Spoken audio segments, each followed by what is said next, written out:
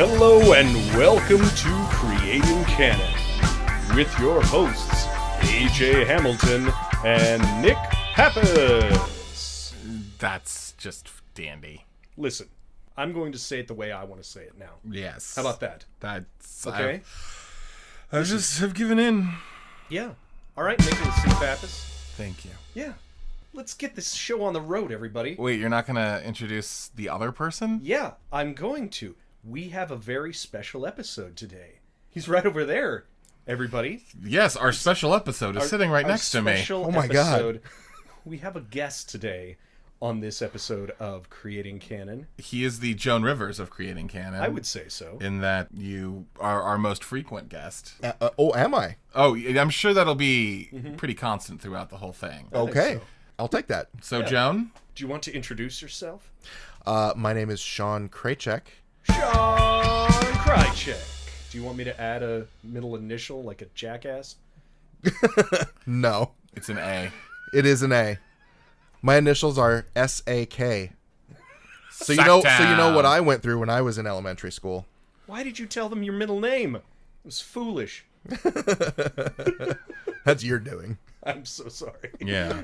It's out in the world now. It happens. I just do what I'm told. It's all right. It's all right, man. Hey, what movie are we talking about this week, Nick? I feel like this movie that we're talking about is one of the best of the canon. Yes. And that would be the Texas Chainsaw Massacre Part 2. Part 2. I loved it. Yay. I did too. Yeah, it's so good. I mean, like, So good. like if we're just gonna start with I loved it. Yeah. This isn't a review movie. Well, I'm No. I'm curious before we continue. Yeah, go ahead. How many of you had seen the movie before we saw it earlier this week? I have not seen the second one. I actually hadn't seen the second one either. Oh, so I'm the only one that had seen it before? Yes. Wow, cool. And we actually saw this in we live in LA, which I don't know Right. if we've ever mentioned that before on the podcast. I think we should have. But maybe we should have. But sometimes, like, when you live in those big cities like Los Angeles, you get some pretty cool opportunities. And here there's a revival theater through the American Cinematheque called The Egyptian. Beautiful place. It is. It Yes. really is. Gorgeous. And The Egyptian this week had, for Memorial Day, weirdly, a Texas Chainsaw Massacre trilogy. So America. Yeah. So AJ, Sean, and I went on down to the theater, plopped down our $15, and watched the Texas Chainsaw Massacre, the original, directed by Tobe Hooper, and then also Texas Chainsaw Massacre 2, and Leatherface, the Texas Chainsaw Massacre 3, all in 35 millimeter. Oh, beautiful. Yep. And the prints were They were phenomenal. incredible. And apparently the guy who owned the prints was in the audience. Yeah. Yep. Mike. Mike. I don't know. That was his name, Mike. Super cool. And the prints, which I thought was also pretty crazy. I don't know if you heard them talking about this beforehand, but they had mentioned that all three prints were from the original time period. So it wasn't like... It was unrestored, right? Yeah. Or something. Well, it's not that it was unrestored. It's just that, like, the Texas Chainsaw Massacre print we saw was from, 79 when Texas Chainsaw Massacre first came out? Is that right? Don't remember the year, but that's close. So, like, 2 was 86. so the print of this was from 86. So the print was 40 years old, and usually a print like that is destroyed by the time that comes around. So it was actually really exciting to... Mike must have kept it in really good shape because it was beautiful. Yeah. 74. By the way. 74. Yeah. Wow, I was way off. Wow. Or 2003. I might be reading. No, it's no. wrong. The other one's the one we That's a do not different talk one. about. I feel like in order to even start talking about Texas Chainsaw Massacre Part 2, we should contextualize and talk about Texas Chainsaw Massacre, the original. Oh, clear. A little absolutely. bit. So you've both, I'm assuming, have seen the first Texas Chainsaw Yeah. Massacre. Classic. Yes. Yeah. And when was the last time you saw it? Like, have you seen it recently, or was it forever ago? Jesus. Might have been in high school or Wow. maybe early college for me. Okay. It was a while ago. Yeah. For me, it was less than a year. It was probably the same time that you saw it Yeah. last because we saw it. Sean and I saw a print of this 35 millimeter at the New Beverly. Yep. Not it that Mike's? long ago. You know what? It might have actually been Mike's print. Who knows? There's a real possibility. Do you remember what the second movie on that double bill was? I don't. I was trying to remember it, and I can't remember it either. But I think the thing about the first movie that often gets forgotten is that it's fucking terrifying. It is with little to no gore. Yeah. Yeah. There's definitely a frenetic way that it's shot that just makes you uneasy. Yeah. Oh yeah, it's a good word for it. Yeah. Uneasy. It makes you, yeah, and like I thought the frenetic was the better word, but that's fine. Yeah, they're both frenezy. But the thing about the first movie that is, so yeah, when you say little to no gore, I don't know if you know this, but Tobe Hooper actually thought he'd get a PG rating for the first Texas Chainsaw Massacre.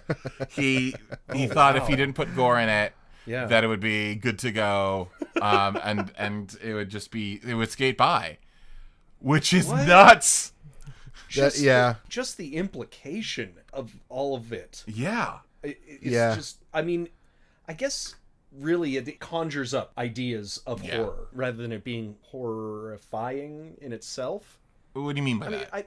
Well, the implication that, I mean, with the hundreds and hundreds of bones I see on what the you mean. floor, I see what you mean. The way they capture her, they don't actually... The skin, the lampshades made of, like, faces and human skin. Right, like, the things that happened, not the things that we are seeing happen. I see what you mean. Lends a lot to the imagination. Very much so, yeah. I imagine... Which for some people can be very horrifying. A lot of this comes from Id Gein, right? Yes. I mean, the basis of this story. Who's a famous serial killer. And yet he only, I think, killed about 4 people, and the rest he dug up the grave robbed. Yes, that is true. So he used a lot of parts. Yeah.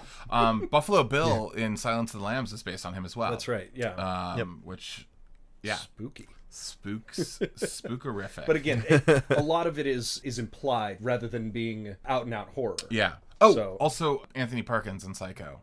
Norman Bates is also based off him. Yep. I knew there was another big one. That's interesting that you bring that up because the beginning of the first Texas Chainsaw Massacre, and let's just kind of like whip through that one because I think there's some contextual things that we need to know. Absolutely. But it starts off, we find out that somebody's been robbing graves, which turns out to be one of this family.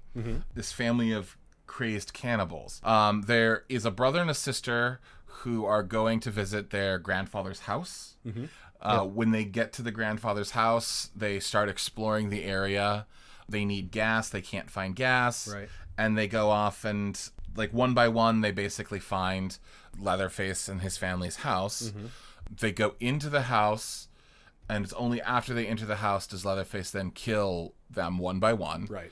That first appearance of Leatherface, when that guy walks in, all of a sudden, just out of nowhere, a fucking hammer comes down, clocks the dude on the head. He falls, starts shaking. Leatherface bashes him again, pulls him into the room, and then just slams the door. When he slams that door, that's the iconic scene of the movie for me. God. It really is. And it is jarring.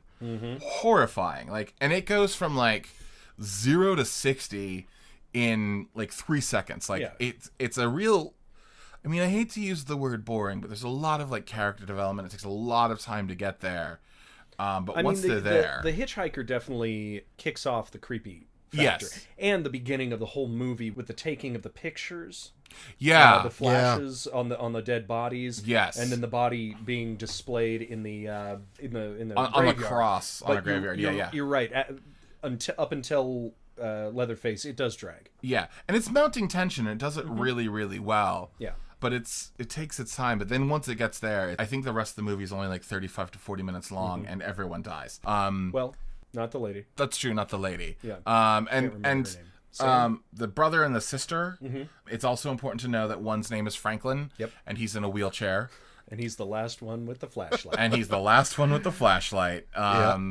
He cries. Well, that's actually like there's like that scene where he argues with her over who takes the flashlight. Lasts like 3 minutes, and they are like, it is a fucking argument that's like crazy. God. So at the end of the movie, so Franklin dies, Leatherface cuts him in half with the chainsaw, which you don't even see from the front. So that's implied too. You don't. There's no blood. None.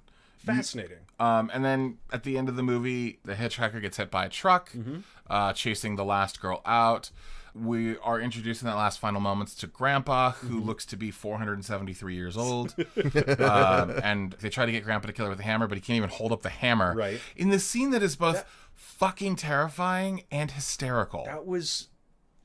Well, and Tobe Hooper says that in the second one, which we'll get to, we promise, in just a second, the second one is very funny. Yeah. Dark humor. But he said he intended the first one to have very dark humor in it as well. He actually looked at the first one as a comedy. Yeah. Which is nuts. But also, when you think about that argument with the flashlight, when you think about when the hammer, like when Grandpa's trying to kill him with the hammer, and like what keeps happening is like Grandpa tries to like slam her on the head with the hammer, but he keeps dropping the hammer because he can't hold it. Yeah.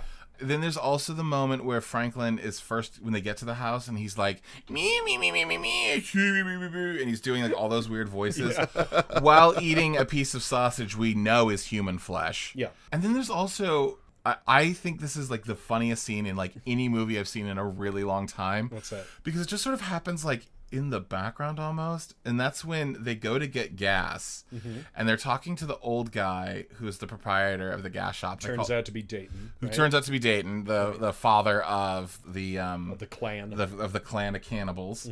He walks up to them, and then there's that one guy with the water bucket. Who drags the water bucket and starts cleaning the windows. Oh yeah. And then Dayton walks away, and the guy with the water bucket starts to walk away, and Dayton walks back, and he walks back, and it goes back and forth like 5 times. Yeah. But that scene, like, if you take that scene out of context, it's like an old school silent film moment.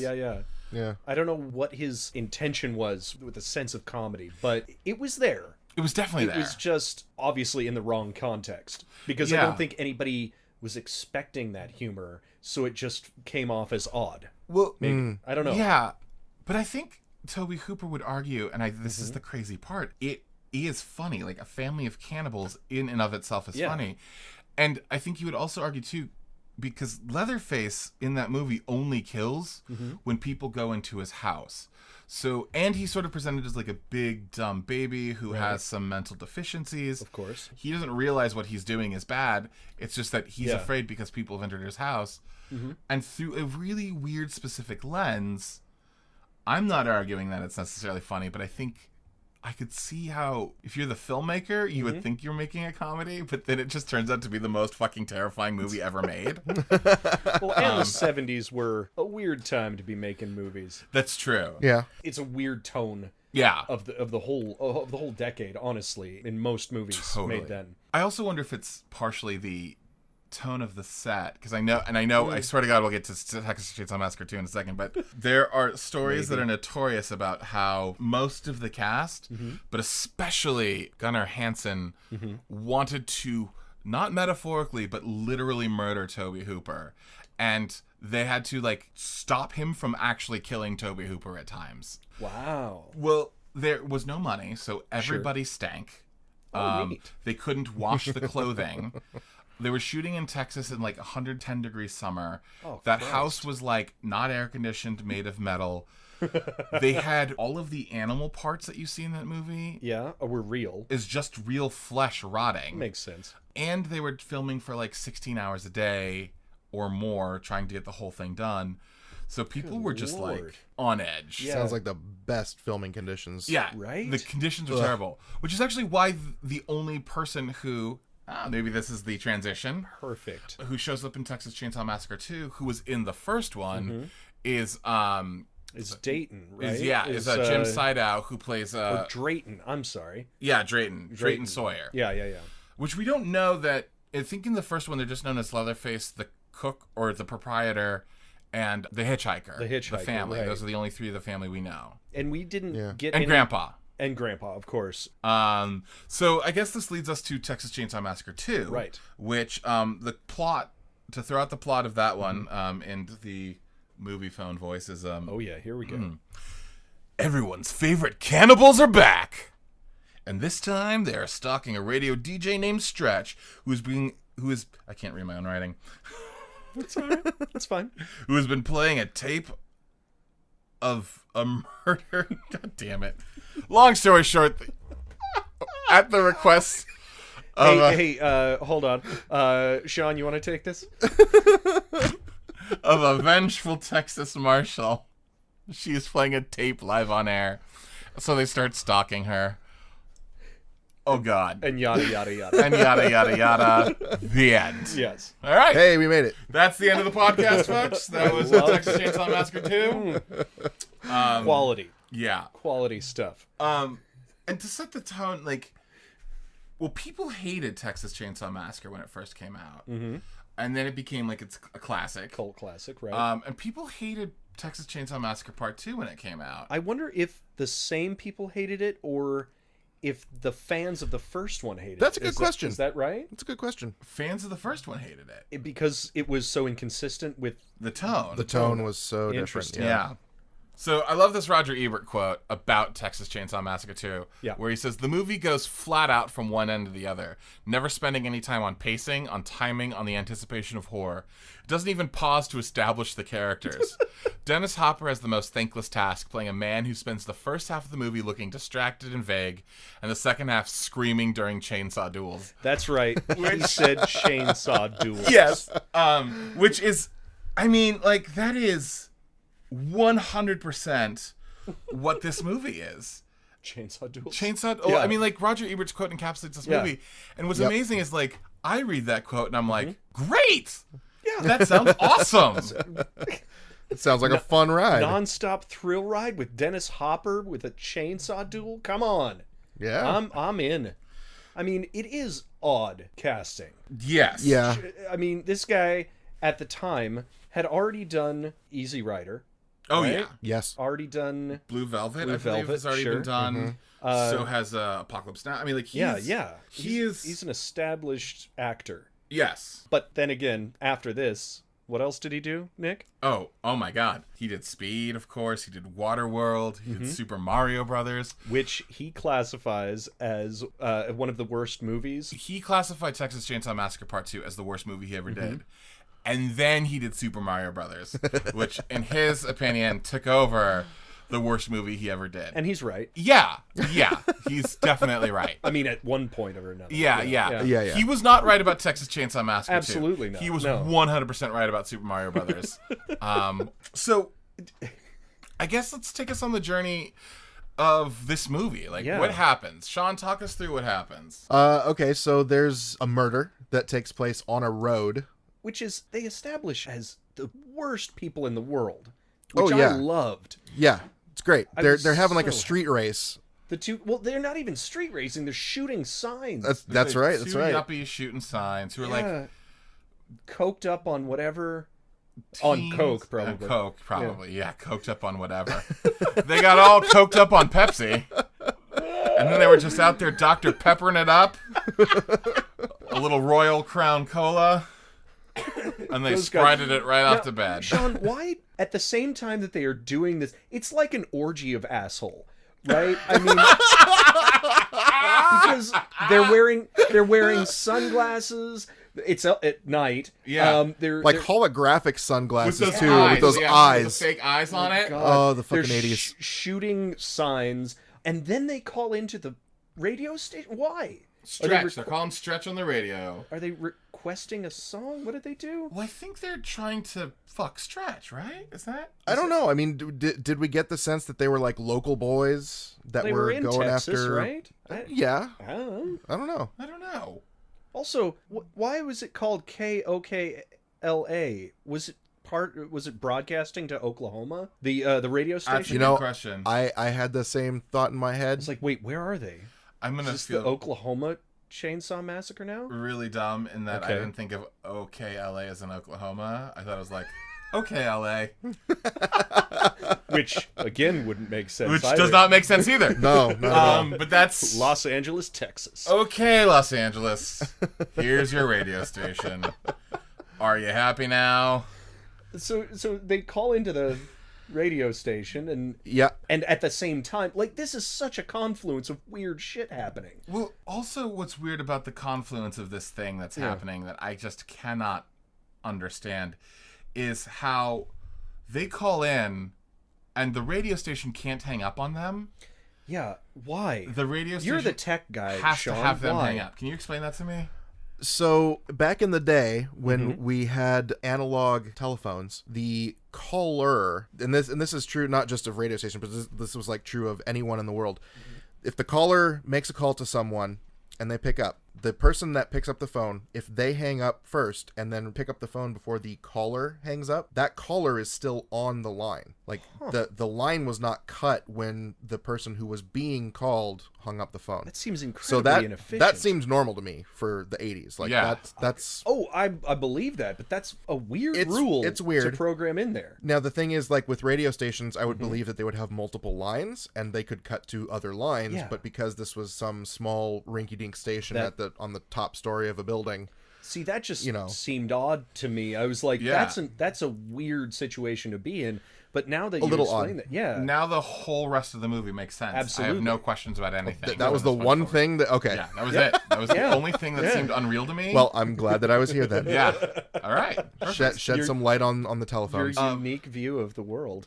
So while they're on the phone, refusing to to hang up, they do the chicken game with a bunch of idiot rednecks. They think, in a truck. And turns out what they've done is they've pissed off a family of chainsaw-wielding cannibals. Yay! Exactly. It was like we timed that. I know. Yeah. Awesome.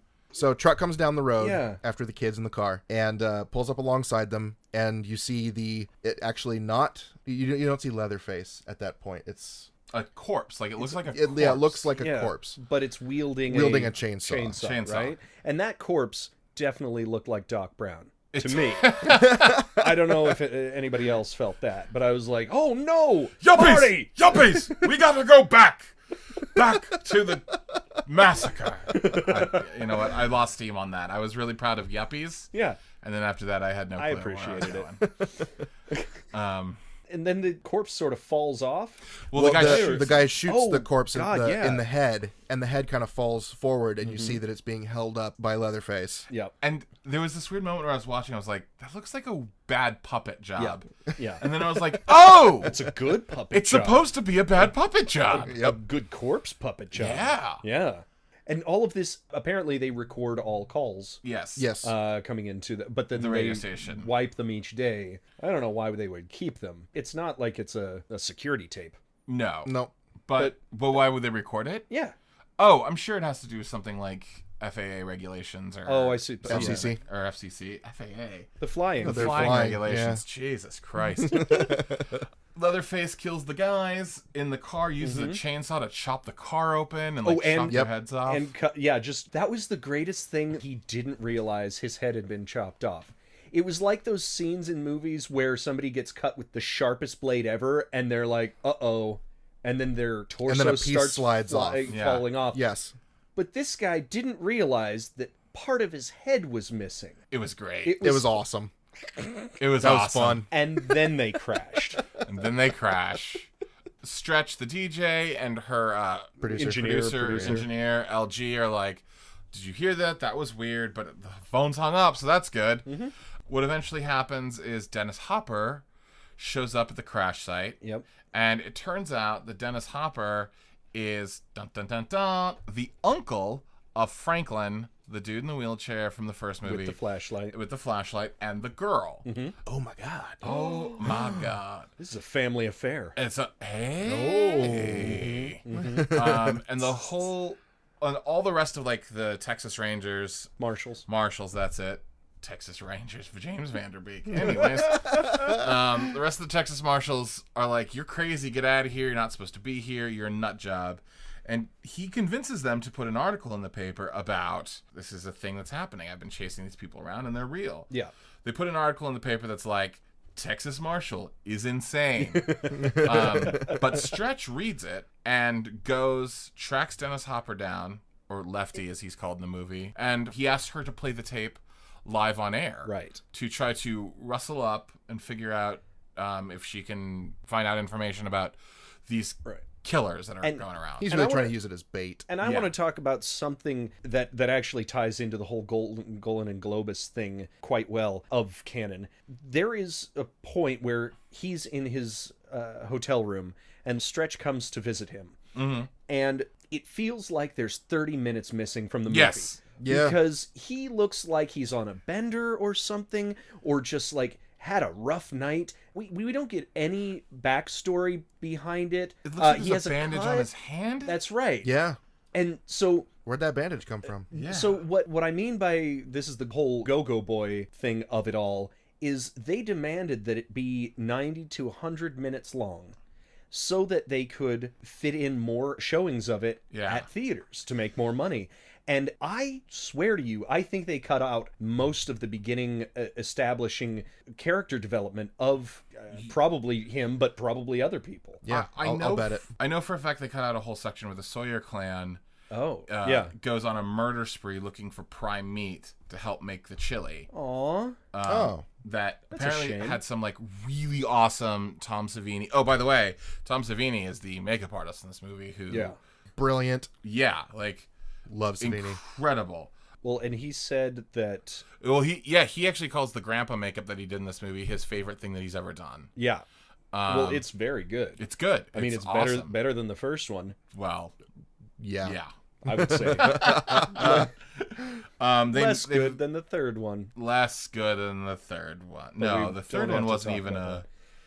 Third one was just a... He was just a corpse. Yeah. Oh, that's right. Yeah, they weren't having fun with it anymore. No, it was just like, let's fucking kill this guy. We're done. I wanted to talk about after she goes to Dennis Hopper, and it's weird because he's like, I want help. I want help. And she's like, I got evidence and help. And he's like, fuck off. I hate you.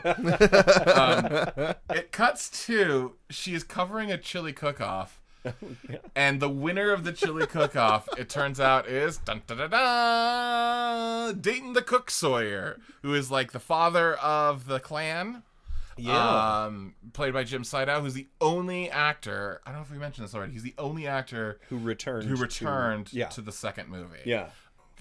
With straight up the lines of like, this chili is so good. What do you make it with? What kind of meat in this? And all he will answer is, it's only the prime meat. It's only prime meat. And I love that they give him the award and then slop chili into the award. And then when he's driving away with it, the chili is still in the bowl, and he's got a stain on his shirt from where he was holding it, and the chili spilled all over his shirt. This is when, by this point, Dennis Hopper has asked Stretch to play the recording on the air. He hears the recording on the air, and he's like, "All right, boys, we're gonna have to take care of business." Well, doesn't he make a phone call? Isn't he? Yeah, doesn't he make a phone call, or not a phone call? He uses a radio. Oh, that's right. The radio in the truck. That's right. Yeah. And he contacts what is clearly one of his boys. That's the Chop Top. Cannot be Leatherface. Yeah, it's got to be Chop Top. But this is when, after this scene, is when Dennis Hopper goes ahead and gets his weapons. Sean, will you describe this? Oh yes, absolutely. So Lefty walks into a hardware shop and proceeds to the area that is full of chainsaws of all varying shapes, sizes, and colors. And he proceeds to pick chainsaws off of the wall and mock using them on his intended victims in various fashions, and just has this look of determination that you would see in a serial killer, even though he is the cop that's trying to save people from the serial killer. And he picks 3 chainsaws and he puts them down on this stump, and then he lays down a whole bunch of $100 bills on the stump. As the proprietor of the store walks up and says, "Can I help you?" He just puts the money down on the stump and walks out with all 3 chainsaws. Well, the proprietor just kind of stares at him like, "What are you doing?" And then he gets outside, gets to his car. Change? The proprietor runs out and goes, "You want to try them out?" And that's when Dennis Hopper starts up the biggest of the 3 chainsaws and goes nuts on this gigantic log. He may think that this was a bad movie to be in, but that must have been fun as hell. Oh hell yeah! Are you serious? He went to town on this log with the huge goddamn one. Yeah, right. Like the 5 foot long 7 minutes. Yeah, that scene was incredible. Yeah. But he doesn't vision of things to come. And a vision of things to come. Indeed. But he doesn't get much else. No, that's about it. In this movie. That's all he does, really. I mean, we'll talk about the final part that he gets. But, my God. At this point, basically, Stretch is at the radio station, kind of closing up shop for the day. LG goes home. She hears a guy, or noise, comes out and finds Chop Top, who is played by Bill Moseley. Bill Moseley, man. So good. Oh yeah. He's like pure insanity. And I immediately recognized him from House of a Thousand Corpses. I was like, oh yes. I didn't know that guy was in here. You know, because I actually was expecting, because I didn't know who was coming back or not. I thought it was going to be the Hitchhiker. Well, the Hitchhiker's character and Bill Moseley's character are twins. Yes. And the reason Bill Moseley's not in the first movie is he was off fighting in Vietnam, which is why he's got this gigantic metal plate in his head. Which I love the reveal of that. That moment, because he's got Holy that crappy wig on. Well, and he's lighting a hanger. A wire hanger. And then itching underneath his hat. It's such interesting character work for sort of a schlocky movie. Yeah. But to give an actor that time and that ability to create a character in a couple of minutes is really, really cool. He does a great job. At this point, he like really threatens her. He, being Chop Top, threatens Stretch, and she's scared of him, and she's like, you can't be here, you can't be here. And he's unrelenting, like forcing her to like keep doing stuff. Or just like keeping her there. And eventually he walks to this like room and he's like, well, what's inside of here? And she's like, oh, it's the record storage, but you gotta go, you can't take the tour. And he's like, well, I want to look in here and see what's in here. He flips on the light and you hear Vroom! Leatherface comes tearing out the room and chases her. I jumped in the theater. That was a fantastic reveal. It was horrifying, so good. Man. Yeah. It was very unexpected. Most of the time you go to a horror movie and you're like, oh, I know exactly what's going to come. But yeah, he's going to come out of that. They kind of put you into a sense of unease already because of the way that he's acting towards Stretch, that you're like, okay, this is as bad as it's going to get. Yeah. And then, you have that dark room in the back, and then all of a sudden the light comes on and Leatherface comes running out. It's terrifying. Leatherface may be dumb, but he's got a wonderful sense of dramatic. Yes, he does. He knows he has dramatic flair. Yeah, absolutely. At this point, Leatherface starts chasing her around, her being Stretch. And she locks the door and blah, blah, blah. Yeah, does all that stuff. But he breaks through the door. The wall. That's right. He breaks through the wall. That was hilarious. Do you remember what she says to him? No. After she breaks through the wall? So she's like about to be killed, and he keeps like... He turns the chainsaw off. He's kind of like slapping it at her, and then she says something to the effect of like, wait, are you a good boy? Are you good? Are you a good boy? Are you good at it? Yeah. That's when he turns the chainsaw off. This is so disturbing. And she's like, oh, you like it? Are you good? Are you big? And she keeps asking these questions, and like, he takes the chainsaw, and he like rubs it up her leg, and then her thigh, and then like scooches it over in front of her bathing suit area. Thank you. I was searching for a word. Oh, it's fine. I almost said crotchal area, but I think bathing suit area is way better. We're still gonna get an explicit rating, but it's fine. Yep. And then he air fucks her with the chainsaw, as she is both pretending to enjoy it and also look for a way out. And be horrified. Right. And at the same time, Leatherface is just like, yeah. This is it. This is what I've been wanting this entire time. And he sort of just lets her go. Yeah. Right? At that moment, he just lets her go. Meanwhile, LG, the producer, has come back, and Chop Top has, like, bashed his fucking head in with a hammer. A bunch of times. And just... Like, logically, you get hit enough times with the hammer, he would be dead. Yeah, his head had to have been caved in. Right. Leatherface comes back. Chop Top's like, did you kill her? And he's like, Like, he nods his head. Like, sure, yeah, I did. They pick up LG. They get in the car and go away. Yep. She comes tearing out of there. Like, Lefty, you left me. This is shitty. Well, yeah, because all this time, Lefty had been having her play the tape. He was promising, don't worry, I'll be there. I'll be around if these guys come looking for you, and I'll take them on. Nowhere in sight. What was he doing? Shopping for those chainsaws? Probably. Yeah. Apparently, it was nighttime. I do know that there was another scene. It was a long drive. Yeah. I almost don't want to give it away, but I know there was another scene where, you know what? Let's just wait because I think the scene is too great. I don't think that's what's happening, but I'll just say this. I have a feeling he was purchasing materials for the scene I'm going to tell you about in a few minutes. Oh, that actually makes sense. Okay. Yeah. But I like that this crazy-ass scene leads directly into the climax and ending of this movie, because it's not like, oh man, she's all terrified. She chases right after them. Yeah, she follows them towards into their lair, which is an amusement park. Yeah. Originally, it was shot in Prairie Dell, Texas. The Matterhorn amusement park, which was a real place apparently. Yeah. That's crazy. That's awesome. Yeah, but it's interesting that you say this was leading straight into the climax and like resolution of this movie, because the movie runs an hour and 45 minutes or so. Yeah, and at this point, we're like, how long into it, Sean? You think maybe 40 minutes? Maybe 40 minutes. Yeah. The next hour is just fucking insanity. Is one big long scene. I don't think never stops. They really time jump at all. Maybe when she's in the room with LG's body.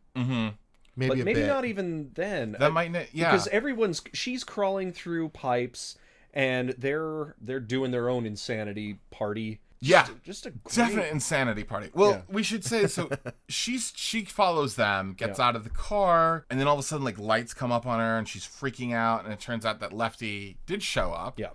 She falls into a pit and lands into like just a pit of dead bodies. But he tries to save her by extending the one thing that he can find in arm's length. Oh, you're welcome. It's a severed arm. It's a decomposing. It's a skeleton's arm. So that's what's amazing is when she grabs onto it, she's like, ah! And then the hand just falls off the rest of the wrist. And then he pulls it back out and he's like, oh! Shit! He realizes I didn't realize what that was. So good. So this is what happens at this moment. She's in this pit of dead bodies. Yep. But Dennis Hopper goes to his car, opens his trunk, and he pulls out those 3 chainsaws. And he straps them to his body like... Yeah, he straps 2 of them to his back. Like a gunslinger. Like katanas or, Right? Yeah. No, he has holsters. Chainsaw them, holsters. And then the one, that is... It's like a katana. Yeah. And it is on. Everything. And he goes into the opening of the amusement park ride to find where they're at. Oh my god. Oh my god, that bit was so good. I think that and Hot Fuzz are my 2 like favorite gearing up moments. Gearing up for fights. Yeah. So we cut back to Stretch. Yeah. And Leatherface is like, you can hear Chop Top and Drayton being like, hey, get food ready. We're hungry. Right. Butcher up the meat. We got to get some meat for the chili. So he's in the room and he slices off LG's leg, like pieces of his drawing and quartering him. He's filleting him. Filleting the flesh. Right. He's taking the skin off of his because body. he has some projects to make. Yeah. Yes. Yeah. So he fillets the leg. He fillets part of LG's chest. And then he fillets LG's face. Right. And he's looking at the pretty face. damn well. Yes. Pretty damn surgically. And it's terrifying. Yeah. As he fillets the face. Yeah. Stretch is watching it all. All of a sudden, Stretch makes a noise. She knocks over a bunch of like hooks. That's meat right. Hooks. Oops. Oopsie. Why does that always happen? That's something canon. Do you remember X-Ray? X-Ray. She just kept knocking shit over. Really that badly, is a canon thing of like knocking over stuff to reveal your place. Oh man. When the killer is doing something scary. Yeah, exactly. Leatherface looks at her and is like, "Oh, hey." He goes to threaten her. He looks at her and she's like, please don't. Remember like the good time we had and all that stuff. That one night in he takes Kokomo. LG's face and he puts it on her head. He ties her up first. He ties her up and then he forces her to wear it. He just wants her to be like him. Mm-hmm. It is, I have to say, that is the worst part of this movie. It is, but like terrifying, right? But yeah. Oh, the scariest. Absolutely. And she, we should mention Stretch, who's played by Caroline Williams, does in this like she's actually great in the whole movie, but like she is. Specifically in this moment, it was like breathtaking. It was a different movie, honestly. Yeah, it was a true like top of the line horror movie. Not to say that it isn't a good movie, but this was the pièce de résistance of this fucking movie, of the horror part of it. It was terrifying. Yeah. She's freaking out. She can't get the face off. She doesn't know if she should take the face off. And he put the hat on, so that's even right. harder And to he's get got off. the hat on her head, like LG's hat. And then all of a sudden, out of nowhere, LG sits up. He has not been dead. Bananas. Leatherface comes back. LG actually protects her against Leatherface. Yeah. Well, he gets the face off, or no? Does he? Well, no. Oh, well, no. After he protects her against Leatherface and Leatherface runs away again, by this time she's free. She takes LG's face off her own face and places it back on his face because he's dead now. Yep. And it's like, I mean, she doesn't say this, but she's basically like, "Good night, sweet prince." Yeah, like absolutely. Thank you for letting me use your face. Oh my god. I want to take his face off. While all of this is going on, I believe this is when Dennis Hopper is like, "I'm tearing this place down." Well, he breaks through a wall that has like a whole bunch of meat and blood behind it, and it just comes like sluicing out like a slide. And he just goes bananas. He just goes ape shit. He's like screaming Bible verses and like cutting down support beams. That's all he starts doing. He's cutting down support beams. Yep. He's just trying to bring the whole place down. Yeah. He gets deeper in, and all of a sudden, there's just this like shining light and cobwebs and like, you know, like dust. And he's like, "Oh my god. Oh my god." Gets closer, and there's a decomposed body sitting on a wheelchair holding a flashlight. And he goes, Franklin? He gets to the flashlight, and he turns the flashlight on, and it shines on the body for like a half a second before it goes out. Which it's one of those things where, like, I am so happy we watched these movies back to back. Oh my god! If we hadn't just watched the first one, I don't know if I would have lost. I would have gotten that joke. No, probably not. Oh, but when it was almost a throwaway. It was. I mean, I guess you recognize that he knew the kid. Yeah, but he never said anything about it in the beginning. He was like, "He killed my niece and nephew" or something. But I'm actually curious how he knew that it was Franklin, because it could have been anybody in that wheelchair. That body was so decomposed. It was the flashlight. Just the flashlight. Sean, don't you know that Franklin was the only person in Texas who was a paraplegic? Who had a flashlight? I think that doesn't sound right. Yeah, no, I don't think so either. I think it was a Marshall flashlight. It must have been. Oh yeah, that he right, loaned right. it. Yeah, loaned to. It his had kids. his initials on it. Oh my god, Franklin dead guy. That reveal was the theater would just lost their minds. Oh, so good. Lost their fucking minds. And I think that was the perfect way, like, experiencing that with all the other people. Yeah. That's fantastic. Yeah. This is the movie where, like, I have to say, like, if you watch this, I think it's probably very entertaining on its own, but, like, if you watch it with a group of friends, especially after you've just watched the first one, it'll be a great night. Recreate the night that we had. Yeah, basically. Please. Yeah. Without watching the third one. Yes. Well. That's fine. So eventually what's happening is she's trying to get her way out. Yeah. Where Lefty starts to, like, bury his way further in, right? So, like, stuff's knocking down and they're coming together. Yeah. What were those pipes? What were the purposes of those pipes? Those gigantic pipes? Those gigantic pipes. No clue. Ooh, maybe it was a buried water slide. Oh, it could have. Something like that. Could be. Right? It was definitely like an old ride that was broken down. So I got the sense that it was like a dark ride at Disneyland. That also just felt like a mine. Well, that's what I was going to say. It just stretched on and on and on underground. And I don't think we were on the ride side. I think we were on the back side. Okay. Or actually, no, you say that. It could have been like a mine ride. Like DuckTales? Yeah. Or like Indiana Jones and the Temple of Doom. Yeah, that's probably better. Or like reference Great Thunder Railroad. Wasn't the theme of this particular amusement park? Oh, the Matterhorn, right? Well, no, that was where it was filmed, but I think the theme that they had come up with in the movie was that it had something to do with soldiers, I think. Oh. It did? I thought not so. Notice anything like that. Yeah, I could be wrong, but I thought that was what they were kind of showing, was that it was like a battlefield of some kind. Interesting. Maybe. And the way I perceived the mine to be was actually like war tunnels. Oh, interesting. Okay, but that's just me. That's we've come up with some very good theories, and I think they're all right. Now that I think about it, I think this was a mistake I actually just made of talking about it as a ride, because amusement parks, I tend to think of amusement parks as ride based. Yeah, but amusement parks definitely are not all ride based. Amusement parks are like places that are done around a theme, so it could be just like walkthroughs that are like.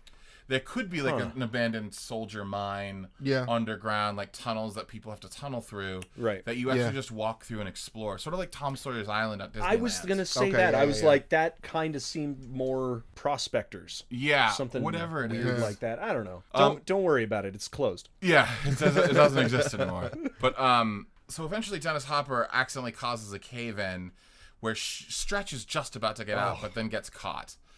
And that was actually a well-earned moment. Yeah. I think. Yeah. I know that Roger Ebert didn't like the pacing of this, but honestly, don't you want your horror movie to be sort of balls out? Yeah. Just like insane?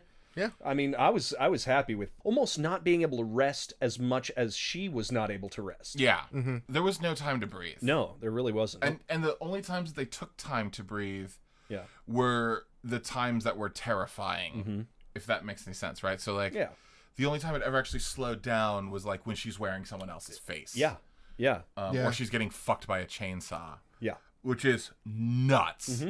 But this was actually my favorite moment in the movie where Leatherface comes up and she's like, "Oh my God, save me, save me." And he's like, and he's doing this like almost Rodney Dangerfield eyes, like, I don't know what to do. It was like, well, I need to delay until my family gets here because that's in the script. So I guess I'm just going to do my best Dangerfield Curly impression. The family gets there and they're like, "Oh my God, let's kill her. And she's like, "Don't kill me." And they're like, talk to him. And they like point to Leatherface, and Leatherface is like, I don't know. He's acting like, real well with his eyes. Yeah. And she's like, they're like, "Are you boyfriend and girlfriend?" And he looks at her with this idea of like, well, we made love. It's like, I wasn't gonna ask. Oh yeah, but now that it's out in the open, are we? And it's this amazing, just the actor who is Bill Johnson. Bill Johnson in this. Who didn't actually do much. He was like a small part in talk radio. Yeah. A couple of small parts and things, but like I thought he fucking killed it as Leatherface. He was hysterical. It was like a true like silent film, acting with your eyes kind of moment. Yeah. Sort of vaudevillian. Right. Yeah. And for this, I think he brought a lot of the camp to the tone of this movie. Yeah. I think if you just had Chop Top, he is demented crazy. Yeah. But it's a little bit more light with Leatherface, which is odd because he's the biggest monster in the whole movie. But yeah. Then, I mean, should we jump to the dinner? Oh, that's right. That's when they bring her to dinner. Yeah, that's right. That's that's dinner. And that echoes the first one almost exactly as a duplicate. Yeah. This is where Grandpa comes out. Right. I think they mentioned that he's like 137 years old or something like that. Something ridiculous. Beautiful makeup, like we said. Yeah. But the hammer thing happens again. Like shot for shot. The exact same goddamn thing. Yep. Why do you think they did that? I mean, it was Tobe Hooper both times. So what's... Yeah, he's copping so himself. I actually think that it has to do with the change of tone in the movie. So I think that with the first movie, while Tobe Hooper was, attempting to make a comedy that had some horrific aspects to it, this one, the sequel, feels much more like a comedy than a horror film. And I feel like maybe he was trying to recreate that same scene that he thought was hilarious in the first movie, which was hilarious in the first movie. Yeah. But add it to this one because it fit better, and maybe people would appreciate it more. I believe that's true, and I also think that it's almost part of the ritual. Yeah. Right? Oh, yeah. I mean, because they say that doing the same thing over and over again, expecting a different result, is the definition of crazy. Yep. I think honestly that is how they perform when they get a damsel to their table. Maybe they try it each time with Grandpa. With Grandpa. They also I would believe that. Yeah. They also said too that Grandpa worked at, and this is in the first movie. Oh, that Grandpa and Leatherface and like the whole family worked in the meatpacking plant. Yeah, the meatpacking plant, and that's how they killed at that time. That's how they killed the in the slaughterhouse. They would hit him with a hammer or a sledgehammer until they died. So that's but Grandpa could do it in one hit. Yeah, because Grandpa was so good. Strong. So they're also reliving Grandpa's past glory. Yes. Sean, I actually think you hit on it, like spot on. Like, because I think in the first movie, you laugh when that scene's happening, but you also feel like you're gonna vomit. Yeah, and you feel shitty about it. In this, it's purely, it's really you just laugh, fucking but hysterical. it just stays funny the entire time because of the framing of the rest of of everything else around it. And I believe at this point, this is where more or less Dennis Hopper kind of busts in the room. I would say so. Yeah. And that's when they pull out. Oh my god, this is the moment where they pull out the fucking chainsaw and it turns into like an Errol Flynn style chainsaw duel, like straight out of like the Adventures of Robin Hood. Yeah. Jumping up on tables, jumping over things, like. And does he work with the big one first, or does he work with the big ones first? Yeah, or the big one first. Yes, and then he loses that, and he has to pull out his side guns. Yep. His side chainsaws, and starts like dual wielding them. Oh, and so good. And yanks them both. I mean, at the same time, it's insanity. Very convenient that Leatherface gave him the time to do it. Rev both chainsaws. Well, but, that's cool. But they were new. They were gassed up. I get That's it. True. They went on the first go. Ones, you know. Well, and also too, you gotta remember, Leatherface loves chainsaws, so he was probably looking at them being like, "Oh, he might have been." Those are really nice. Nice purchase. Those are good. Yeah. Those are good. If I had a few crisp $100 bills, I would go buy some. And a face. Yeah, and I respect you, man, but I'm gonna kill you. At this point, Chop Top, like Stretch has gotten away, and Chop Top is chasing Stretch, which is actually really important. And throughout this whole scene at dinner, Chop Top has been dancing around with this decomposing body that we've mentioned earlier. Right. The one that got shot. The one that got shot. Yeah, and the marionette type. The marionette type thing. So, the father, who is the cook, Drayton Sawyer, climbs under the table while the duel is going on top, and he has this like weird, crazy monologue where he's like, "This is it. We're going down. You got to be prepared for this sort of thing. Come here, Nubbins." And we find out at this point, like, we finally realize that Nubbins is the hitchhiker who died at the end of the first movie. Right. And this is his just decomposed body, and he's the twin. I mean, it's just great. But he pulls out... He's the twin of Chop Top. He's the twin of Chop Top. Talk about that with the... Oh, yeah. Nubbins has got a huge facial birthmark. But it's on the other side. I didn't know if we talked about that. Yeah, like Chop Top has the mirroring. Yeah, I don't think we did. At this point, he drops the grenade. Yeah. And that's how Leatherface, Dennis Hopper, and they just explode. Right. Like at that point. We assume. It happens off screen. Yeah. Because anything can happen. But we did see Dennis Hopper go through Leatherface's belly with with one of the chainsaws. Yes. That's right. So that doesn't bode well for him. No, it does not bode well. At this point, we cut back to Stretch going like up, like climbing, basically like a Matterhorn-like thing at Disneyland. The top. The top of the mountain. The whole time, Chop Top is chasing her, and she finally like gets up, and they find inside. Who do they find, Sean? They find Mother. Yeah. It was horrifying. It really was. It's just I mean, bravo, Savini. Mummified, again. Gross. Mummified old lady. Was she mother or was she like grandmother? Grandmother, right? Grandmother. Yeah. She was like the matriarch of the whole damn thing. And she gets up there because she's in like a throne. Yeah, she totally is. Yeah. And well, to the point where she gets up there and grandmother is holding a chainsaw in her lap. And like she gets in the room and she sees it and she like kind of grabs for the chainsaw and Chop Top comes in. He's like, no, don't touch grandmother. Don't touch grandmother. He's freaking out. Do that. She eventually gets the chainsaw off, starts it up, fucking and the fight between them is great because doesn't he have a knife? Yes. Yeah. And he is all over her, stabbing her as she's trying to in the back, her. on on the arms, legs, everything. Just stab. It's brutal. And it's like, what would you do? Yeah, of course you wouldn't stop, because if that seems like your only means of salvation. It was brutal. It was a brutal scene. She gets that chainsaw started, chops him in half, he falls, and then she just stands there swinging the chainsaw in the air, just like Leatherface does at the end of the first Texas Chainsaw Massacre. Yes. Yeah. And that's how we end the movie. Phenomenal. Piece of art. It's so beautiful. Good. Yeah.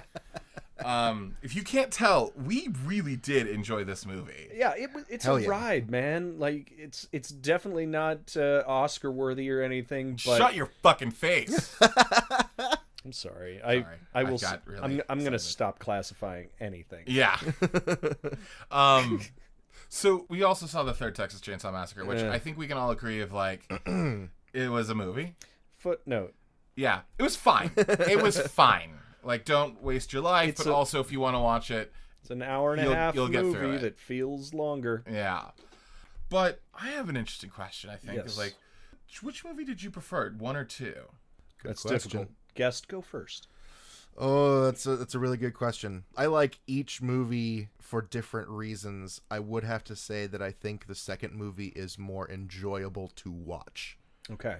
Yeah. Well, I would say maybe the first movie is a better film, but I think I had more fun watching the second movie. Yeah, I think that's it. I mean, like, I would almost say it's inarguable that, like, if you're talking about, like, what is the greater movie, well, like, what it does to you of setting up, like, how scary it is and everything like that, I think one, hands down, is better. Of course. If I were to watch one multiple times over and over and over and over again, it's definitely going to be 2. Like, I'm going to, like, to the point where, like, I'm planning on buying, like, the Blu-ray and, like, watching all the special features and going back to it just repeatedly because it's fun. Yeah. Like I said, it had been ages since I'd seen the first one, and I had forgotten that it was sort of tame. I was like, oh, I don't like gore. I don't like the Saw movies and stuff like that. And then I came back to it, and I was like, oh, this is baby stuff. This is fine. Not baby stuff. But to my delicate sensibility, no, it was a good, solid horror movie that didn't have the gross out factor. Yeah. The first one is really horror royalty. Yes. I would say. Horralty. That means something else, actually. Yeah. I heard it the second I said it. Yep. I heard it the second I said it. But again, the second one, way more fun. Yeah. I think. Yeah. I have to put this up there as one of the most pleasant of the canon films we've watched so far, in that, like, interesting. I've enjoyed a lot of some of the, like, I mean, you know, AJ, like, yeah. I've enjoyed a lot of the canon films so far, to which sometimes I think you're horrified by how much I enjoy them. I think this is the most even quality of a movie. Like, sometimes there are good parts to a movie that we've seen in canon, and then there's just really horribly bad stuff in a movie, and you're just like, that's a shame. That really brought down the movie. Yeah. But in this, it's just a well-crafted B movie. You know? Yeah. It's not trying to go for... What do you mean B movie? I'm so sorry. Have you seen the Jerry Seinfeld movie? It's exactly the same. The plots are identical. What's the deal with all these chainsaws? What's the deal with Texas massacres? Leatherface, sometimes he's in a dress, and sometimes he's in a suit. What's the deal? Oh, man. I've exhausted all of my Jerry Seinfeld. What's the deal with airline food? And why is that guy with the chainsaw on the airline? And why am I eating this person's face? I'm Barry B. Benson. Thank you, Jerry, for the for the B movie. If you want to get some coffee, we'll go in cars. Let me know.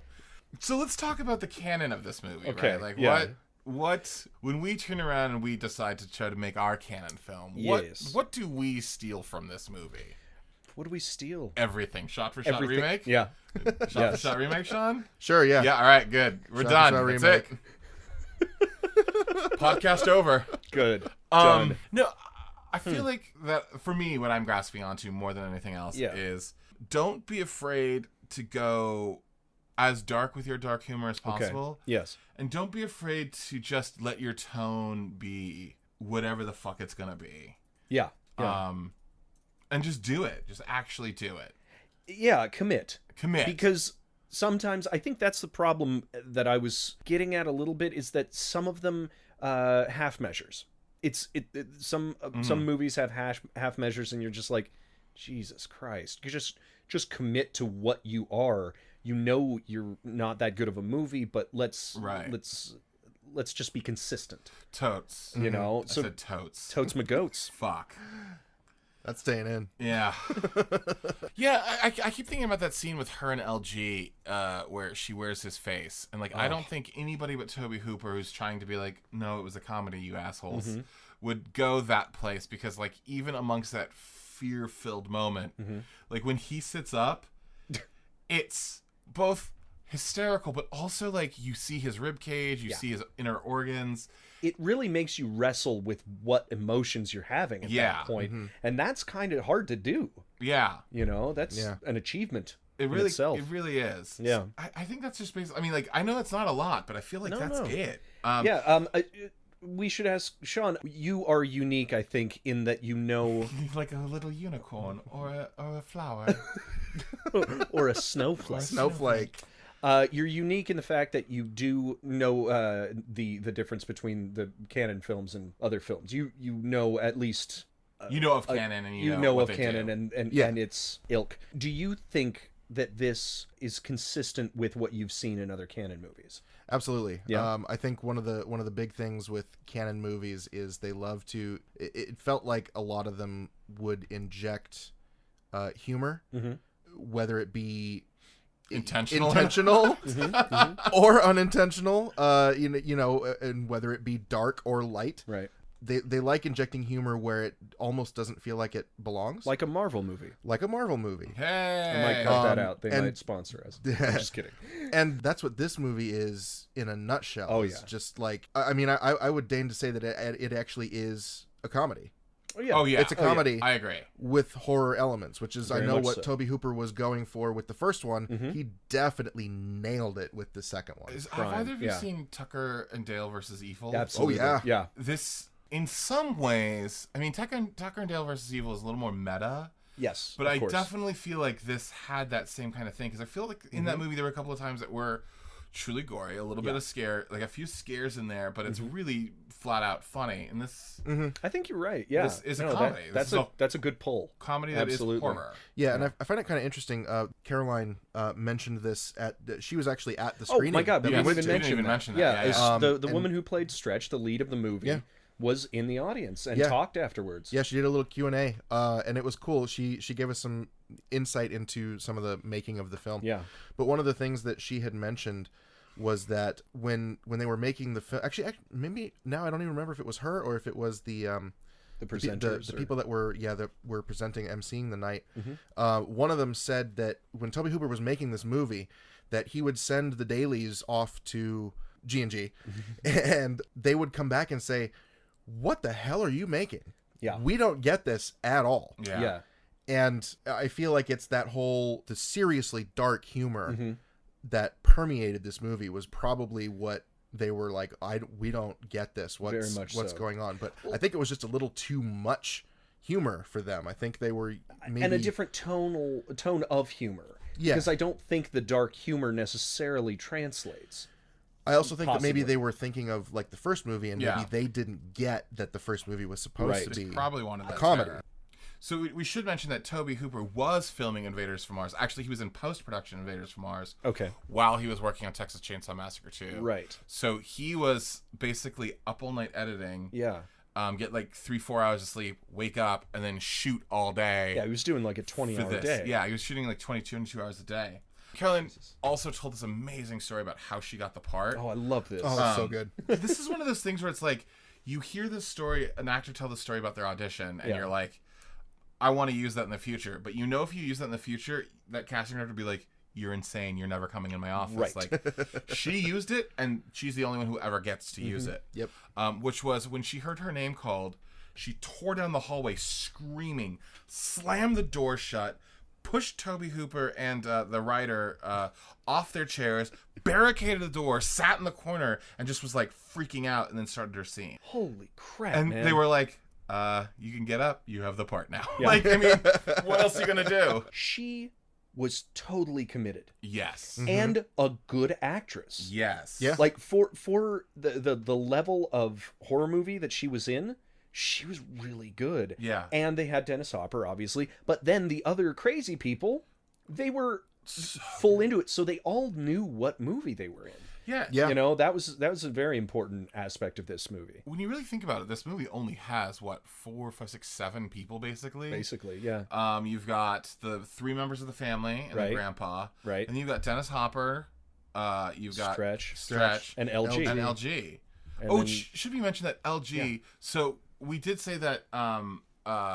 Jim Sydow was the only person who came back from Texas Chainsaw Massacre. Right. But we should also mention that LG was actually friends with Tobe Hooper, worked with him on Poltergeist, and he was the assistant director for Tobe Hooper's first movie, which was called Eggshells. Mm-hmm. But he was also the assistant camera for Texas Chainsaw Massacre. So, in a way, he kind of came back. He was there. Yeah. Yeah.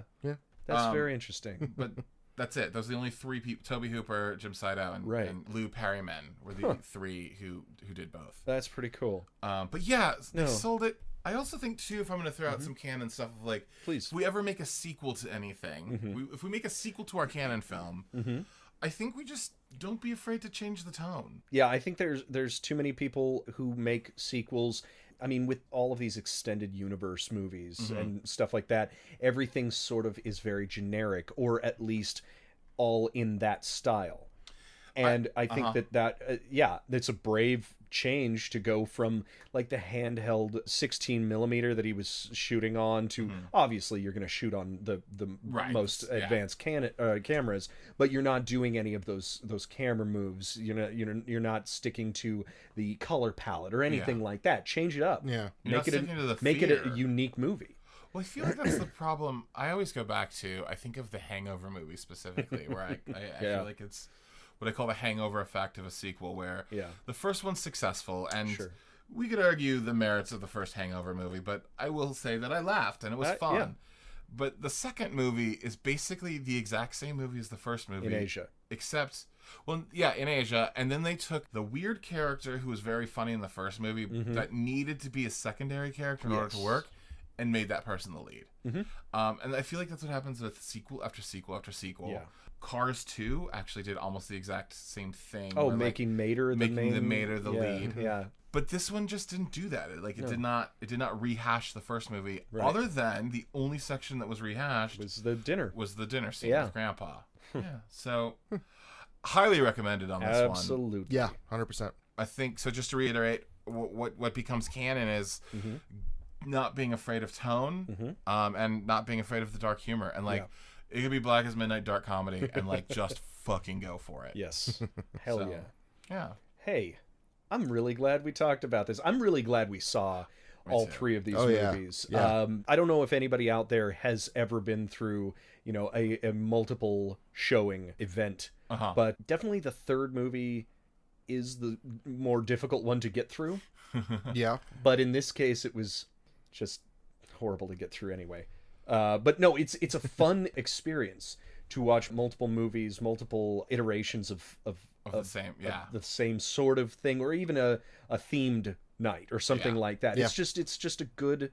I mean, if you like cinema, just stuff your face with it, stuff your eyeballs with it. Enjoy. I think also what's really fun about a movie like this, or movies like this, that if you ever get the chance to do this kind of revival showings, is everyone who was in that audience.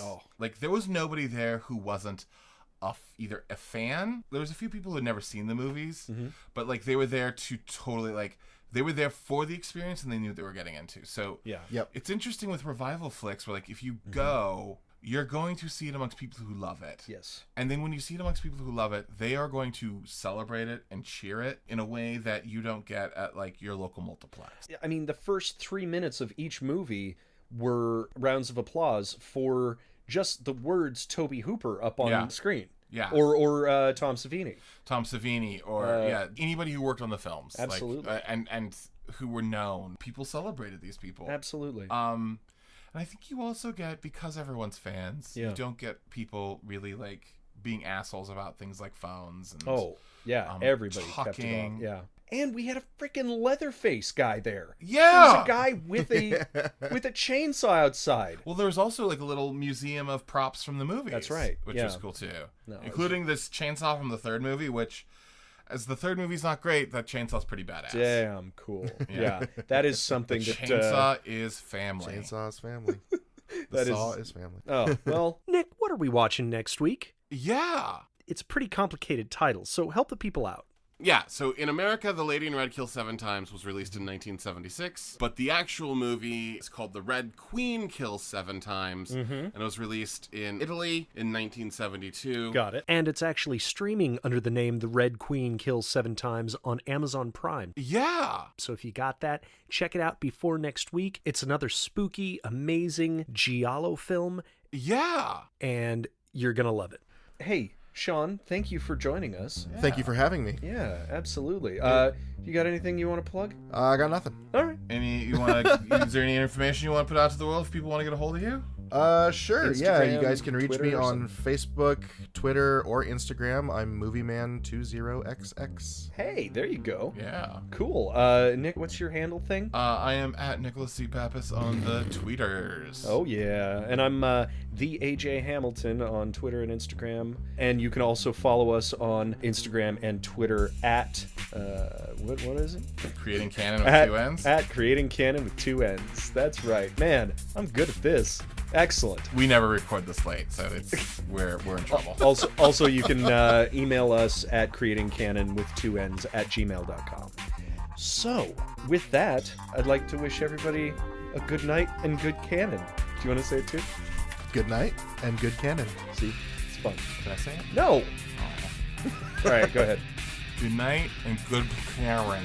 God damn it! I knew you would screw it up. Good night and good Karen.